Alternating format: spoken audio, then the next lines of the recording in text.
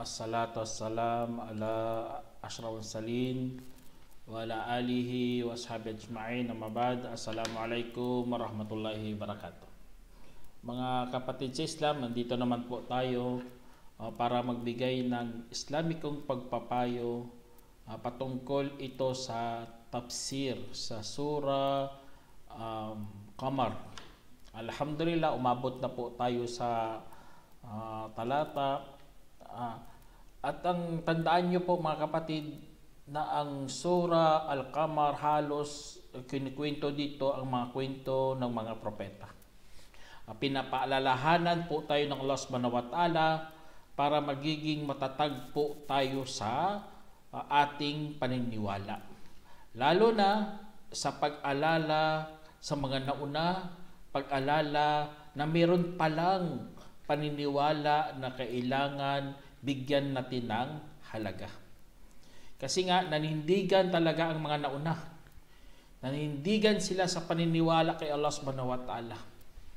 Kaya, tapos na po natin ang kwento ni Propeta Nuh alayhi salam. Nanindigan talaga siya. Hanggang wala na talagang naniwala sa kanya. Kaya nagdua na lang siya kay Allah subhanahu wa ta'ala. Alam naman po natin kapag ang mga propeta, kapag nanalangin, ay meron silang katanggap-tanggap na panalangin. Kaya sabi ng Allah subhanahu wa ta'ala, A'udhu billahi minasyaitanir rajim, walaqad taraknaha ayatan fahal min muddakir. Sabi ng Allah subhanahu wa ta'ala, at sadyang iniwan namin ito bilang tanda, kaya't meron bang makapag-alaala? Allahu Akbar. Sa pagtatanong ng Allah subhanahu wa ta'ala, iniwan niyang tanda na kina Propeta Nuh alayhi salam, yun po ang arka. Iniwan pong tanda yan ng Allah subhanahu wa ta'ala. At nakita mismo yan sa Mount Judy. Kahit sa Quran, ganun ang pagkasabi niya sa Mount Judy. Sa Bible, sa Mount Ararat, napakalayo ng Mount Ararat. Hanap sila ng hanap doon, di nila nakita. Kaya patunay talaga na totoo sinabi ng Quran. Nakita doon sa Mount Judy, doon yun sa Turkey, sa bundok doon. Kaya alhamdulillah, pasalamat talaga tayo kay Allah subhanahu wa ta'ala na ito mga tanda niya iniwan ng Allah subhanahu wa ta'ala. Patunay na totoo ang Quran. Kaya meron bang makapag-alaala sa mga nauna? Meron ba sa atin tayo ni isa-isa tayo ng Allah subhanahu wa ta'ala? Meron ba? Siyempre ang sagot, opo, kami po yun ya Allah. Kaya kung magtatanong si Allah subhanahu wa ta'ala, yun ang sagot natin, ya Allah, tayo kami. Kaya po sabi ng Allah subhanahu wa ta'ala, kadugtong dito, فَكَيْفَ كَانَ عَذَابِي وَنُذُرْ. Sinabi ng Allah subhanahu wa ta'ala, kaya't papaano ang aking naging kaparusahan at mga babala. Kaya nagtatanong si Allah subhanahu wa ta'ala, para tayo mga mayroong pananampalataya kay Allah, tayo tinatawag na mapukaw natin ang ating awareness, ang ating kamalayan na mayroon palang kaparusahan si Allah subhanahu wa ta'ala at mga babala. Tingnan nyo, subhanallah, ang mga babala ng Allah, mga kaparusahan ng Allah subhanahu wa ta'ala, ay dapat nating iniisip yan, para hindi po tayo maging kumpiyansa. Kasi mga nauna sa atin, naging kumpiyansa sila, kaya pinarusahan sila ng Allah. Tayo, hindi ganun. Dapat pinaghahalo natin ang pag-asa at ang takot natin kay Allah subhanahu wa ta'ala. Dapat magkasabay po yan para lilipad ang ating pananampalataya tungo kay Allah subhanahu wa ta'ala. Ganun po ang ating panindigan bilang Muslim, na hindi lang ang Diyos pag-ibig. Sa Christian, yun ang kanilang paniniwala, ang Diyos ay pag-ibig. Ngunit kinakalimutan nila na ang Diyos ay mapagparusa din, subhanallah. Yun ang kanilang pagkakamali. Tayo, alhamdulillah, naniniwala tayo sa Diyos, ng Diyos pag-ibig, at ang Diyos din nagagalit. Napupuot din sa mga taong sumusuway sa kanyang mga utos, lalo na ang pag-shirk o pagtatambal sa kanya. Kaya sabi ng Allah subhanahu wa ta'ala kadugtong dito, walakad yassarnal Qur'ana lidhikri fahal min muddakir. Inulit na naman ng Allah. At sadyang pinagaan namin ang Quran para sa pag-alala, kaya't meron bang makapag-alaala? Allahu Akbar. Kaya yun ang mga ng Allah subhanahu wa ta'ala sa Suratul Qamar, inuulit-ulit lang ng Allah ang kanyang patanong.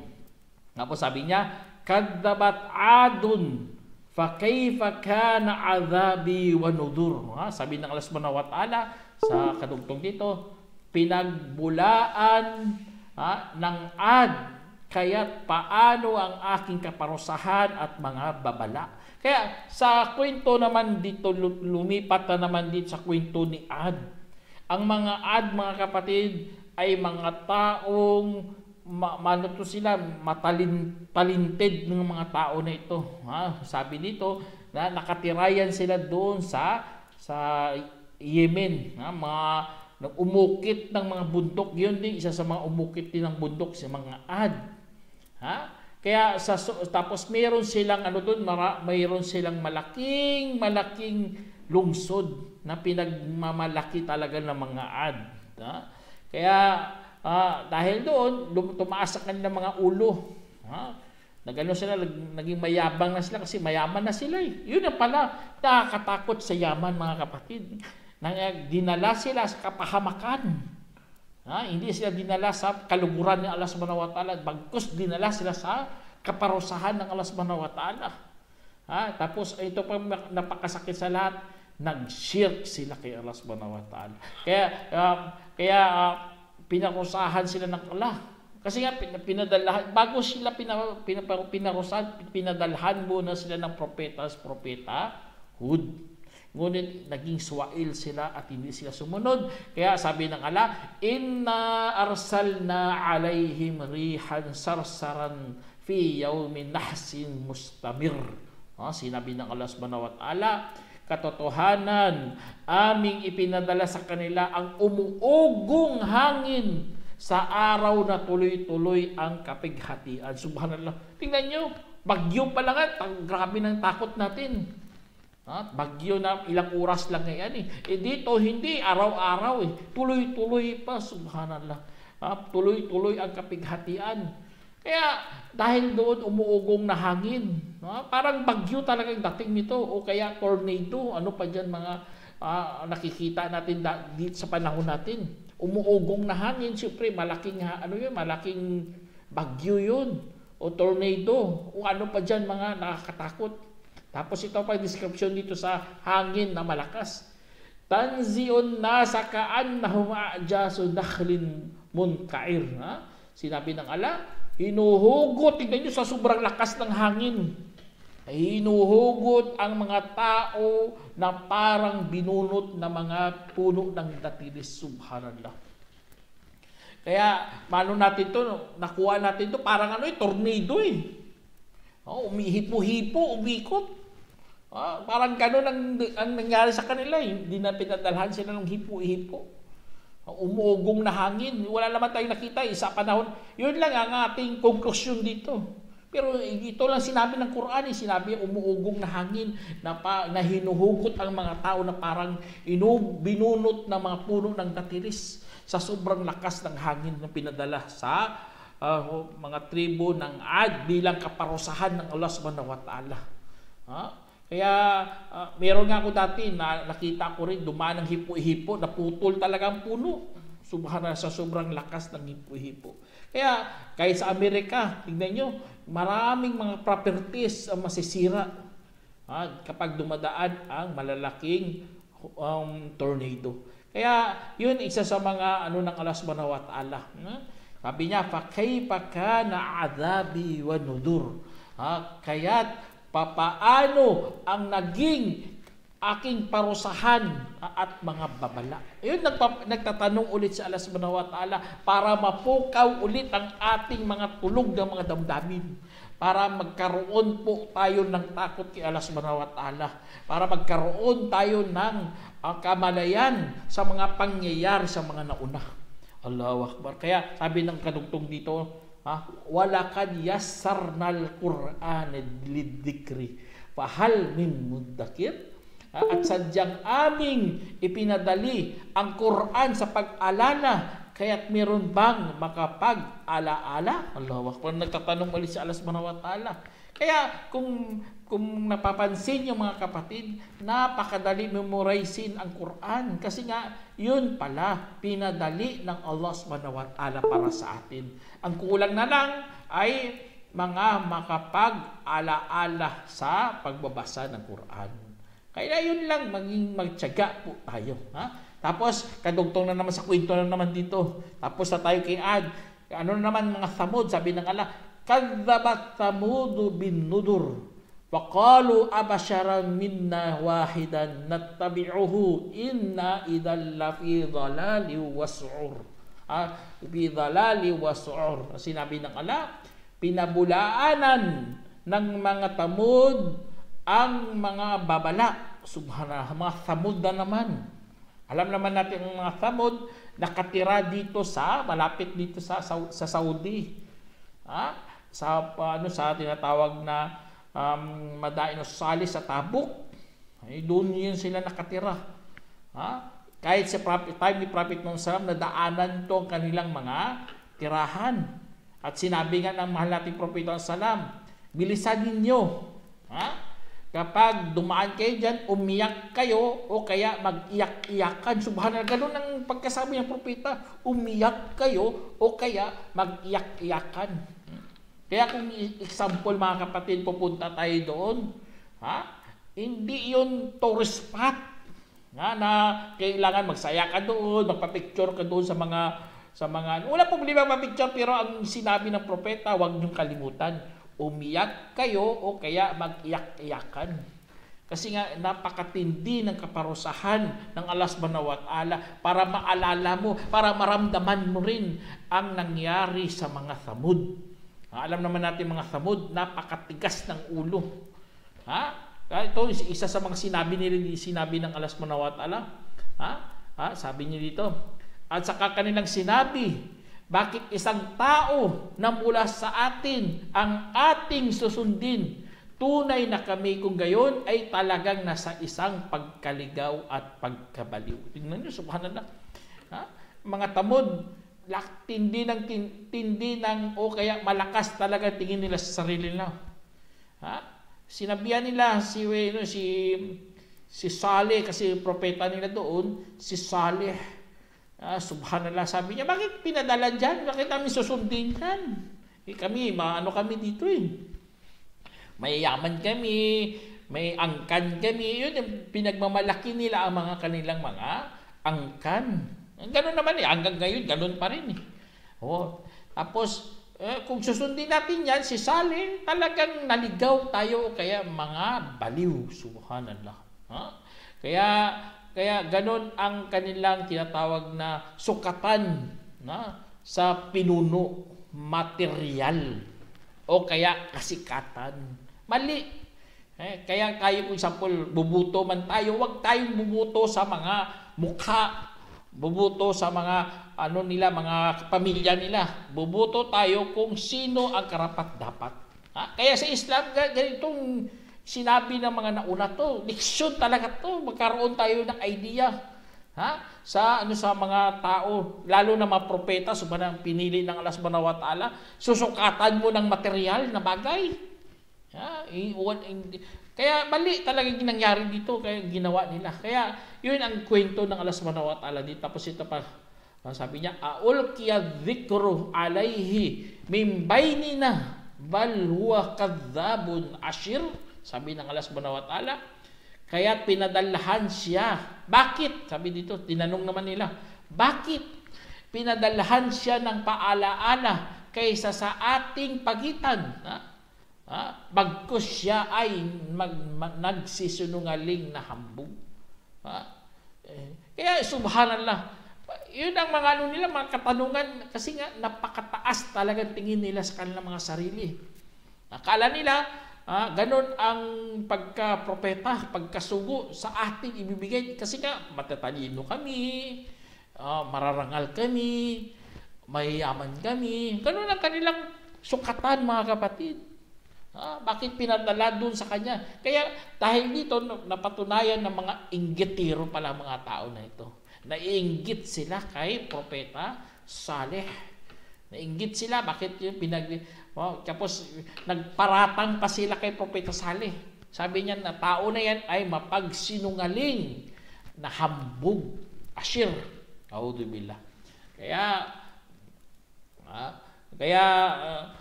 sabi nila dito, saya'lamuna gadan minal kadzabul ashir. Sinabi ng dito sabi ng Allah subhanahu wa ta'ala, kasagutan sa kanilang mga pinagsasabi. Malalaman rin nila kinabukasan kung sino ang mapagsinungaling na hambog. Allah. Kaya dahil doon, mga kapatid, sa kanilang mga sinabi, binigyan sila ng pagsubok ng Allah subhanahu wa ta'ala. Sinubukan sila. Sabi ng Allah subhanahu wa ta'ala, kanilang pagsubok, inna mursilun naqati fitnatan lahum fartaqibhum wastabir. Sabi ng Allah subhanahu wa ta'ala, katotohanan, kami ang nagpadala ng babaeng kamilyo bilang pagsubok para sa kanila. Kaya't pagmasdan mo sila at pagtiisan. Ayun pala, mga kapatid, ang dahilan bakit nagkaroon ng himala na kamilyo. Ang kamilyo na yun, babae na yun, lumabas sa bundok. At napakalaking kamilyo, mga kapatid. Napakalaki. Tapos, ang kamilyo na yun, napakalaki, merong kondisyon. Sabi dito, kadugtog dito, وَنَبِّعْهُمْ annal ma'a qismatun bainahum kullu shirbin muhtadar. Sinabi dito ng Allah subhanahu wa ta'ala, at balitaan mo sila na ang tubig ay hahatiin sa kanilang pagitan, bawat pagpapainom ay mayroong oras na dinadaluhan. Kaya ang dito, ang kondisyon pala doon, dapat sila, painumin nila ng isang araw ang kabilyo. Ihahatiin. Kaya doon sila kumukuha sa balon. Inshallah, kung makapunta kayo doon sa Madain o Salih, makikita nyo pa doon ang balon. Tinakpan na nila, pero ituturo pa rin yun kasi nga yun, isa sa mga historical facts yun na totoo sina Saleh. Kaya papainom sila doon, sa susunod na araw, gatas, sa susunod na araw, painumin nila ang kabilyo. Hindi nila dapat pagpaliban ang pagpapainom dito sa na ito. Kaya anong ginawa nila, subhanallah, mga tao na yun? Himala na nga yun napakahiganting kamilyo. Anong ginawa nila? Subhanallah, sabi dito, fatanadaw sahibahum fata'ata fa'akar. Sinabi ng Allah subhanahu wa ta'ala, kaya't nanawagan sila sa kanilang kasamahan at saka nangahas at kinatay. Subhanallah. Kinatay nila, mga kapatid, ang kamilyo. Kaya ang mga babala ng Allah subhanahu wa ta'ala, dito, tinanong niya, fakayfa kana azabi wa nudur.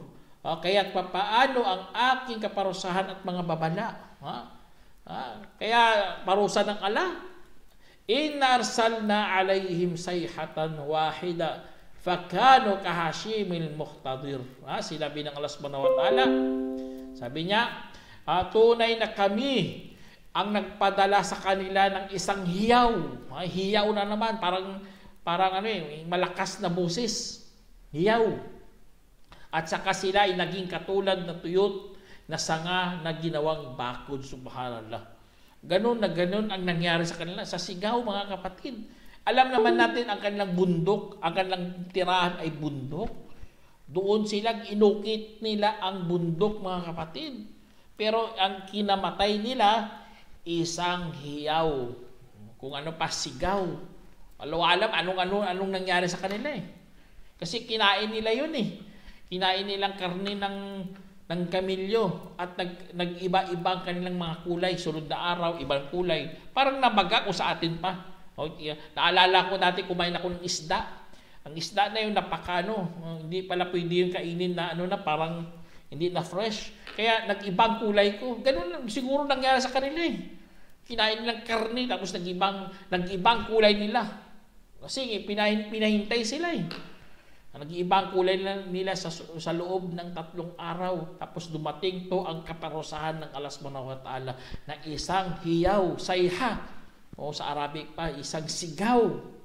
Ha? At nagiging sila, tingnan nyo, sila, nagiging tuyot na sanga. Yun ang description na. Naging parang tuyot na sanga ginawang bakod. Ibig sabihin, bangkay talaga, namatay sila lahat. Namatay mga taong mga Swahil. Kaya sabi ng Allah subhanahu wa ta'ala, walakad yassarna al-Qur'ana lidhikri fahal min muddakir. Sabi dito ng Allah subhanahu wa ta'ala, at sadyang pinagaan namin ang Quran para sa pag-alala. Kaya't meron bang makapag-alaala? Allahu Akbar. Kaya ang mga tanong naman ulit ng Allah subhanahu wa ta'ala para mapukaw po ang ating mga damdamin. Maudyok tayo sa paggawa ulit ng kabutihan, pagiging pagpapakabanal at may halong takot kay Allah subhanahu wa ta'ala. Ganon ang kaya ang Quran yun, isa sa mga malaking bagay na para ipapaalalahanan tayo sa paggawa ng kabutihan. Tapos ito naman, kwento naman ni Lut. Sabi ng Allah subhanahu wa ta'ala, kadzabat qaumi Lutin bin Nudur, inna arsalna alayhim hasiban illa ala Lut wa najjaynahum bisahar. Sinabi ng Allah subhanahu wa ta'ala, binabulaanan ng mamamayaran ni Lut ang mga babala. Tunay na kami nagpadala sa kanila ng unos ng mga bato maliban sa pamilya ni Lut. Niligtas namin sila sa oras ng bukang liwayway. Kaya dyan sa sinabi ng Allah subhanahu wa ta'ala, mga kapatid, sa time ni Propeta Lut, alam naman natin anong nangyari sa kanila. Ang ginawa nila, subhanallah. Dapat unawain natin, mga kapatid, kung anong binigay sa iyo ng kasarian ng Allah subhanahu wa ta'ala, tanggapin mo. Huwag ka nang gumawa ng mga extreme pagmamalabis. Kasi sinasayang mo yan biyaya ng Allah subhanahu wa ta'ala. Kaya mga mga tao na ito nagmalabis sa biyaya ng Allah subhanahu wa ta'ala. Kaya alam sa kasalanan nila dito, binanggit din ng Allah subhanahu wa ta'ala, sabi dito, ni'matan min indina kadhalika nazzi man syakar. Sabi ng Allah subhanahu wa ta'ala, bilang biyaya mula sa amin, ganito namin gagantimpalaan ng sino mang nagpasalamat. Walakad andarahum batsyatana fatamaraw bin nudur. Sabi nabi ng Allah subhanahu wa ta'ala, at sadyang aming binalaan sila hinggil sa aming kalupitan at saka nagdududa sila sa mga babala. Subhanallah, binigyan na pala sila ng babala ni Propeta Lut na wag sila muna magsasamba sa mga Diyos-Diyosan. Sumamba kayo kay Allah. Ganun na mga propeta, tulad ni Propeta Lut. At pinagbawalan din sila ng isang malaking kasalanan, ang tinatawag na kalaswaan. Anong ginawa na? Anong klaseng kalaswaan na ito?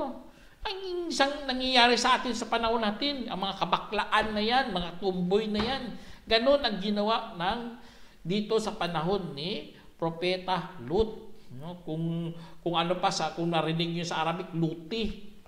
Luti, ibig sabihin, gawain yun ng mga katribo ni Lut. Na malalaswa talaga yun. Lalaki sa lalaki, babae sa babae. Kaya sabi ng Allah subhanahu wa ta'ala sa dito, walakad rawaduhu an dhayfihi fatamasna ayunahum fadhuku adhabi wa nudur. Sabi ng Allah subhanahu wa ta'ala, at sadyang hiniling pa nila ang kanyang mga panauhin, kaya't aming pinawi ang kanilang mga mata. Kung gayon, tikman ninyo ang aking parusa at mga babala. Tingnan, subhanallah. Inakit pa nila, hiniling pa nila kay Propeta Lut ang mga bisita. Subhanallah. Kahiyan talaga, walang kahiyan. Kaya tinuro ni Propeta Lut, ito mga anak ko, mas sila, malilinis to sila. Inaalok sila ng mas tama sa kasal. Hindi nila tinanggap. Gusto nila lalaki, subhanallah. Gusto nila mga macho. Gusto nila mga pugi. Kaya pinurusahan sila ng Allah subhanahu wa ta'ala. Pinawi ang kanilang mga paningin. Dumaan ng mga anghel na yon na hindi nila napansin. Tapos ang ano doon, ang mga anghel na yon nagpakatawang tao. Yun lang pala sa atin, ang mga sa Muslim, ang nagpapakatawang tao, ang anghel. Hindi ang Diyos, tulad sa mga paniniwala ng mga hindi Muslim. Kaya ang mga anghel nagpakatawang tao dito, meron silang dalang mensahe. Ang mensahe, tumakas na sila sa bukang liwayway. Kasi nga, mayroong parating na kaparusahan. Yun ang order sa kanila. Yun pala, meron palang dala silang mensahe. Kaya sabi ng Allah subhanahu wa ta'ala dito, walakad sabbahu bukrataw wa adabun wa mustakir. Sinabi ng Allah, at sadyang dumating sa kanila kinaumagahan ang isang parusang walang tigil. Subhanallah. Alam naman natin ang parusang walang tigil dito, itinaob ang kanilang bayan. Tapos sa time na umaangat ang kanilang bayan, mga kapatid, pinaulanan muna ng bato.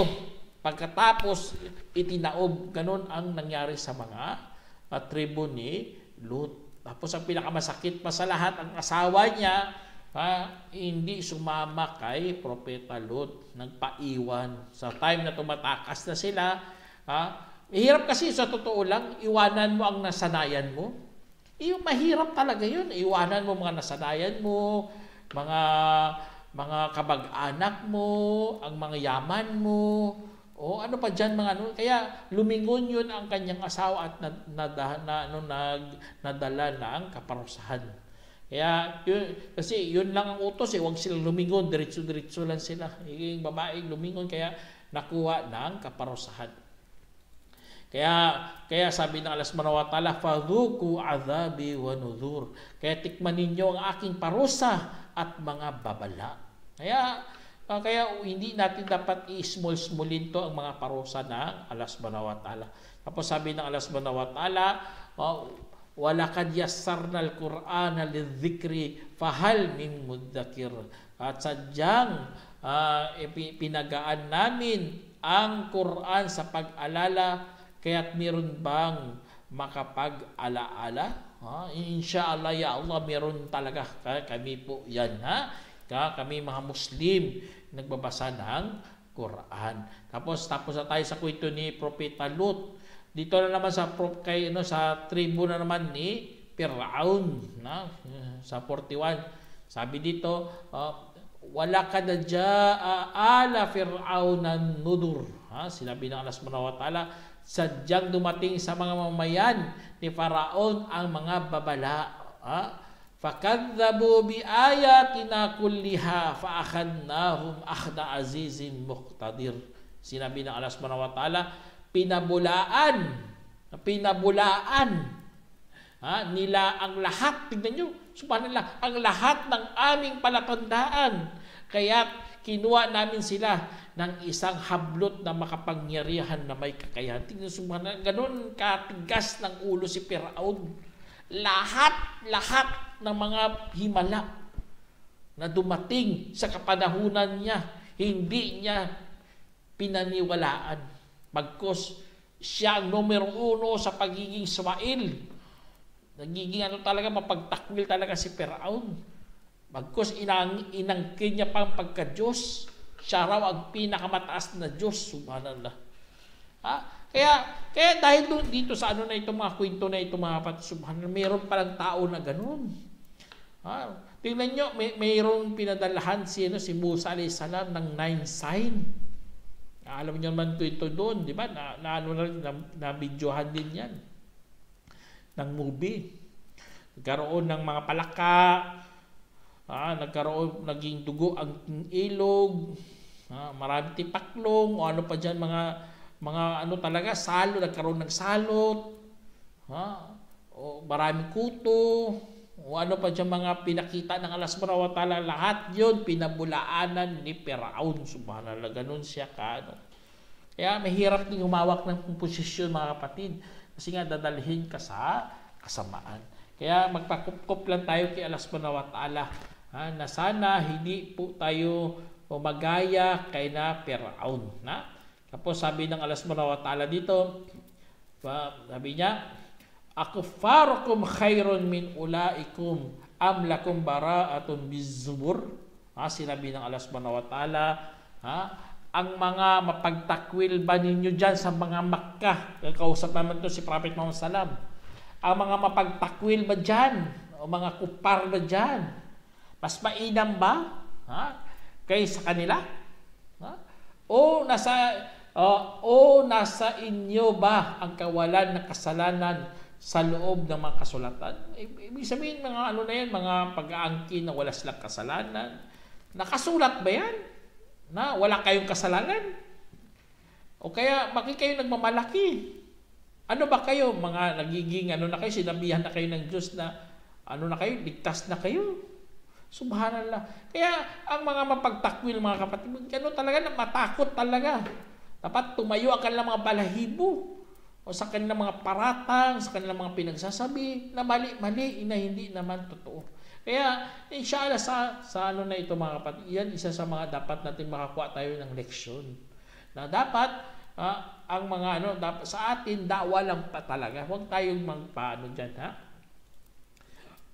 Kaya, inshallah, medyo mahaba-haba pa. Sa sunod na naman to na part, inshallah hanggang dito na lang. Assalamualaikum warahmatullahi wabarakatuh.